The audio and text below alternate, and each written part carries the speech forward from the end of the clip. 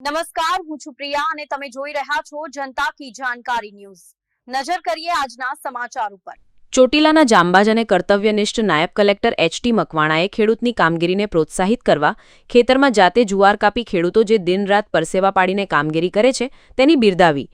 ગત તારીખ 19/07/2025ના રોજ ચોટીલાના જાંબાજ અને કર્તવ્યનિષ્ઠ નાયબ કલેક્ટર એચ.ટી. મકવાણાએ થાનગઢ તાલુકાના સોનગઢ ગામના સર્વે નંબર 81 વાળી જમીનમાં આવેલ કાર્બોસેલ કોલસાની લીઝની આકસ્મિક તપાસણી કરતા હતા।